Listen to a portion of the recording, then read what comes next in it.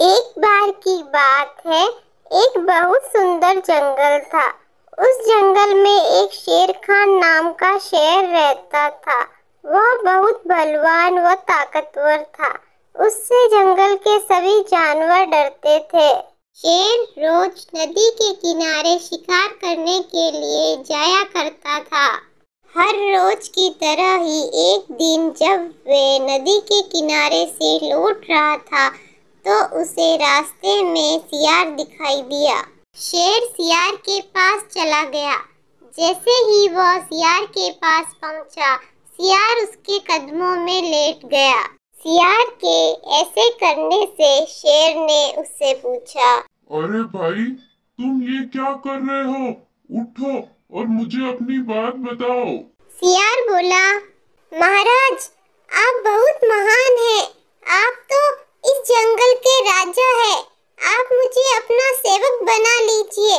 मैं अपनी पूरी लगन और निष्ठा से आपकी सेवा करूंगा। बस इस सेवा के बदले में आपके शिकार में से जो कुछ भी बचेगा, आपके खाने के बाद मैं वो खा लिया करूंगा।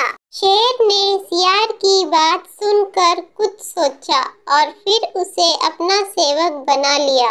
अब शेर जब भी शिकार के लिए जाता था, तब सियार भी उसके साथ चलता था।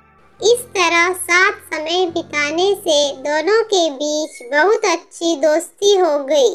अब तो सियार भी शेर के शिकार का बचा हुआ मांस खाकर बहुत बलवान होता जा रहा था।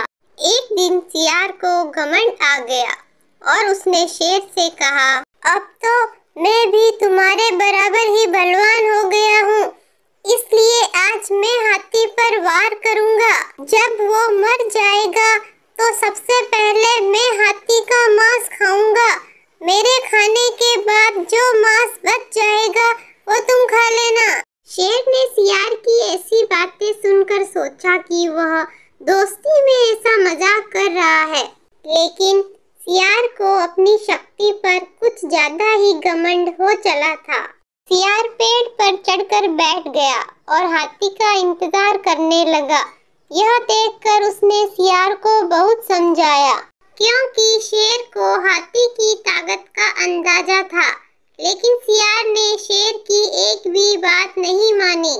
तभी उस पेड़ के नीचे से एक हाथी गुजरने लगा। सियार ने हाथी को देखते ही उस पर हमला करने के लिए कूदा, लेकिन सियार सही जगह छलांग नहीं लगा पाया और हाथी के पैरों में जा गिरा। हाथी अपनी धुन में चल रहा था। उसने सियार को नहीं देखा। जैसे ही उसने पैर बढ़ाया, वैसे ही सियार उसके पैर के नीचे आकर कुचला गया। इस तरह सियार ने घमंड में अपने दोस्त शेर की बात न मानकर बहुत बड़ी गलती की और अपने प्राण गंवा दिए। इस कहानी से हमें यह शिक्षा मिलती है कि हमें कभी भी किसी बात पर घमंड नहीं करना चाहिए और अपने सच्चे दोस्त को कभी भी नीचा नहीं दिखाना चाहिए। प्लीज कहानी को लाइक, शेयर और सब्सक्राइब जरूर करें।